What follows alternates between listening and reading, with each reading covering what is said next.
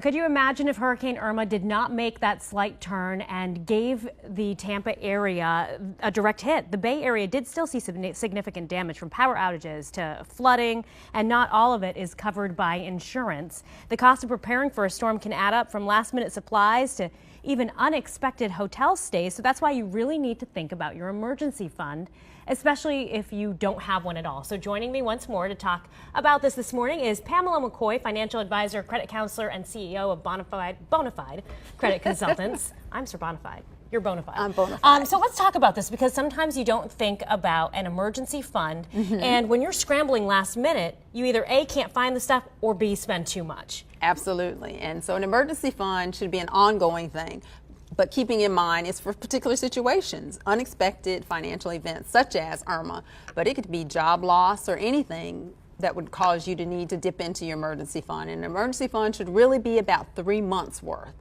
of your living expenses. 3 months worth. 3 months worth. So when you think about that and you break it down, what is your suggestion for how to focus how much of your salary, your income that you're throwing toward an emergency fund? Well, there's an easy calculation again to get to the 3 month, which is your starting point, because ideally you'd like to work up to a year, because if it's unemployment, it could actually extend beyond a month or so. Right, and I'm going to stop you there because that's so important. I mean, we're talking about this because of a storm, a natural disaster, but there could be so many things that happen, a car accident, job loss, where it could be extended. So to get started then, to think, okay, 3 months to a year, what are some things that you can do? Well, in the last segment, we talked about your spending plan. Your spending plan will actually feed right into your emergency fund.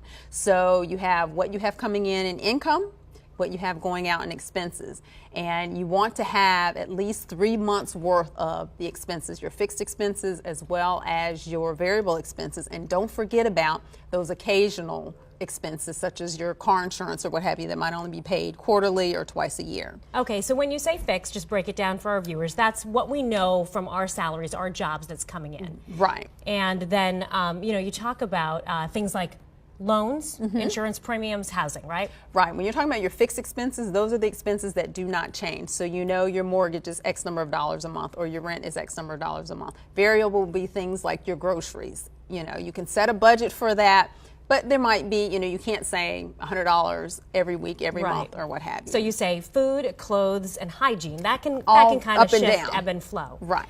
All right. And then, as far as a third prong of this ladder here, what should we consider as far as, I guess, how much, like, really should we be putting toward $20 here going to help, $20 there? It's just whatever you can afford. It's whatever you can afford. You got to start somewhere. But again, keeping that 3 months worth of expenses. So say, for example, your annual income is $60,000 a year, and you calculate your expenses and they're like $25,000 a year. Where you're going to be short of that 3 month, just shy, about 2.4 months worth of that. And so, of course, to increase that number, there's only two options. You either have to increase your income or decrease your expenses. So, but keeping it in the forefront and focusing on that. But you got to start somewhere. So if all you have is the $20, start there. Exactly. And you think about something as simple as storm preps.